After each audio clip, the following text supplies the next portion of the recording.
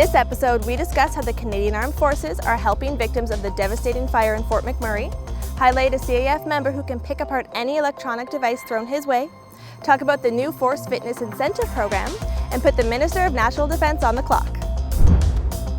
Welcome back to Defence Team News. I'm Jill Klassen. And my name's Captain Shalako Smith. Spring has finally arrived here in Ottawa, so we decided to take the episode outside today. We're filming today in front of the Canadian Museum of History, and if you've got sharp eyes and you can see in the background, Parliament is right back there. Now, here's what's going on in defence for the week of May 16th. Following a request for assistance from the province of Alberta, the CAF deployed 4 CH-146 Griffin helicopters, 1 CH-147 Chinook helicopter, which conducted its first domestic operation, and 1 C-130J Hercules under the auspices of Operation Lentist. The aircraft evacuated civilians, delivered medical supplies, conducted search and rescue missions, and flew reconnaissance missions to monitor the affected areas. Additional air assets remain on standby, ready to assist as required.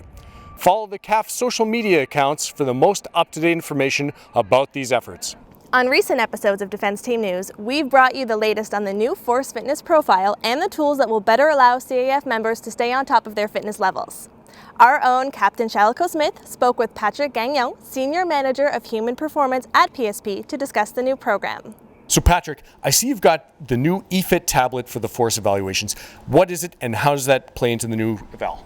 Well, we're innovating and running into the 21st century, so our fitness staff are now going to be using an electronic tablet called the eFit system, which is a system that will capture and report information right from the test site directly to HRMS, and also be able to help our fitness staff debrief CF members right there on the spot at the testing site.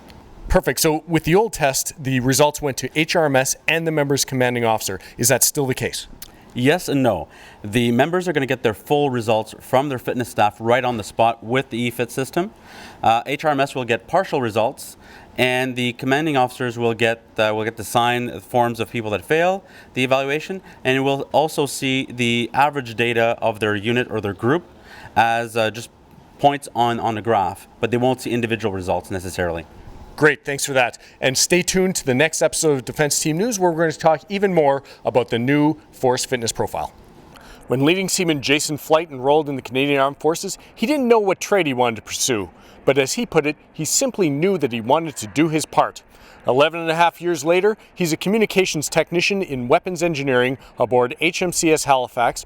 He shares his CAF story. I'm a communications technician on board HMCS Halifax. I work within the weapons engineering department. I work on all kinds of kit, mostly electronics, but it could vary from helping guys out with cranes because we're in charge of that stuff to guns. Electronics are electronics. With electronics, I can pretty much pick apart anything if I had to, right? If you have an idea for a story, email us at the address on the screen, or you can contact us on the social media channels using the hashtag #MyCAFStory. Commander of the Royal Canadian Navy, Vice Admiral Mark Norman, was the first to accept the 60 Seconds With challenge in our last episode.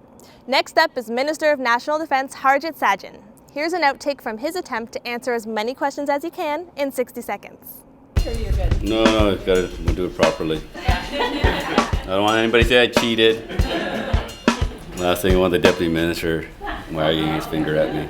His Excellency the Right Honourable David Johnston, Governor-General and Commander-in-Chief of Canada, recently presented 24 meritorious service decorations and bravery decorations to members of the Canadian Armed Forces and Allied Forces at a ceremony at Rideau Hall. This week's Bravo Zulu goes to each and every one of these deserving individuals. I'm proud to be Commander-in-Chief, and I'm proud to salute your efforts and to say thank you for your service. Canada is grateful for all you've done. Now here's what's happened this week in Canadian military history.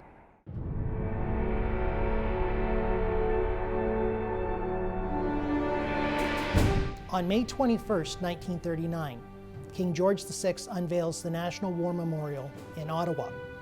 It was first unveiled to commemorate the response of Canadians in the First World War from 1914 to 1918.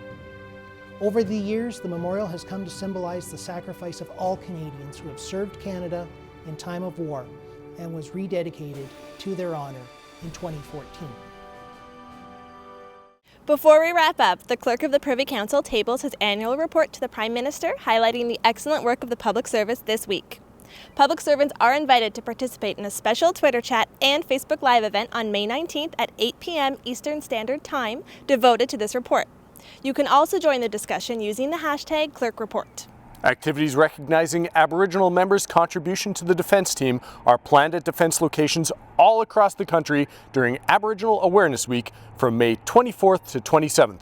Check your local base or unit listings to learn more about activities in your area and how you can get involved. For more information on anything mentioned in this episode, or to watch full versions of any of the videos we featured, check out the Canadian Armed Forces YouTube channel. For employees watching from your work computer, you can go to the Defense Team intranet site and view all the links to the videos. And we'll see you next time. For Defense Team News.